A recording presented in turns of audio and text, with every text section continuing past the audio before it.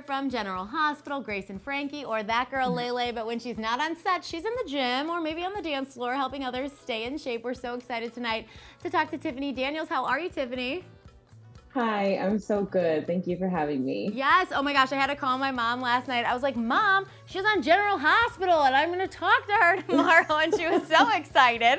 I know we're not talking about that, but I'm sure it was a fun moment No, for that's you. okay. Yeah, that's always a highlight for, especially for the moms. Yes, those moms, they love their GH. It's Healthy Habits Yes. Week on GDS, and we know you have some ideas with us, starting with why we might want to take a spin class this year. Tell us about it, Tiffany. Well, there's a few things that I would love to say about why you should take a spin class, but most of all, it's about efficiency for me because I have such a busy schedule. Spin class is a really low impact way to get a high energy sweat. And within 45 minutes, you could probably burn between 300 to 600 calories.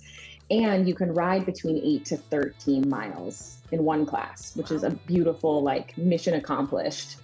Also, I feel that the riders are always in full control of their distance, speed, and resistance. So in 1 second, you could be climbing a super steep hill, and then in the next second, you break away all that resistance and you're riding on a flat road. You have like such variety in a spin class that you don't always get with a lot of the other cardio machines. And lastly, spin classes are just fun. Everybody is a winner in a spin class. And there's a lot of people that wish that they could dance a little bit more in their lives and wish that they could find that rhythm. But a spin class helps you find that rhythm. It is a dance party on a bike. It's a bike that takes you nowhere and everywhere all at the same time. You just got to find your right instructor. And once you find it, it's going to be magic. I promise. I feel like when spin classes kind of first came into popularity, like 10 years ago, they were intimidating to a lot of people because you felt like you had to know what you were doing when you got there, because everyone, for some reason, in a spin class looks like they know what they're doing. But I get from what you're saying that they don't know what they're doing. It's like a fun, easy thing to do, and you're going to succeed because, like you said, the bike's Absolutely. not moving. Yeah, I mean, I'm going to be honest with you. The first time you take one is probably the worst time you're ever going to take one because it's like, what is happening? What's going on? But as long as you find your way back to that bike, you're going to figure it out. And once you do, it's fire. And so I imagine that's your favorite way to work out, huh? It's one of my favorite ways. I mean, I love to add variety in my workouts, but that's definitely my favorite cardio.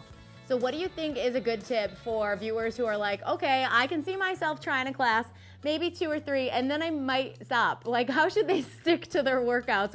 When they've seen in the last year, maybe 2 years ago, they tried working out and it didn't work for them. Like, what tips do you have to keep it going? Because that's the important part. Yeah, I think consistency is absolutely the key that unlocks all of the magic. And it's still something that I'm absolutely working on myself. But sticking with your fitness plan is all about planning your workouts ahead of time. I sit down at the beginning of the week and I figure out exactly what my workouts are going to be. And I add variety. I'm not just using spin as my cardio. I do go on walks and I do run sprints uphill sometimes, but I plan it all out. I sit down at the beginning of the week, I write it down in my calendar, and then I also take one extra step and I write it down on my whiteboard, which is on my wall. So I'm seeing it in multiple places, which allows me to commit to it just a little bit more.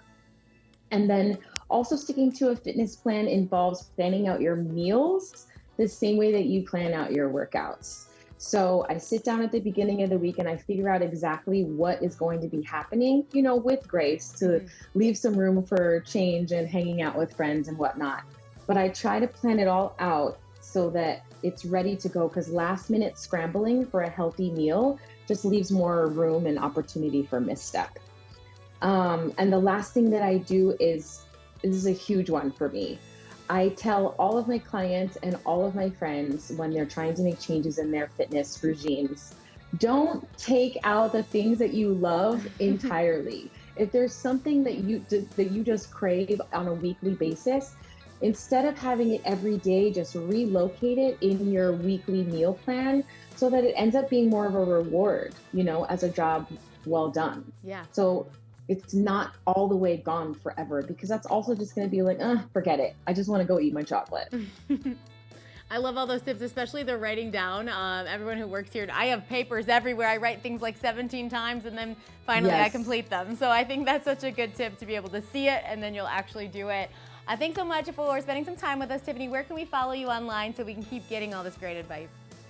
Absolutely. You can find me on Instagram at It's Me Tiff D. Same thing on TikTok as well. Perfect. Well, hope you have a great rest of your day. Thanks so much for being here. Thank you. Have a good one. Bye. Bye. Coming up next tonight, Air Friday on GDS. We'll be right back.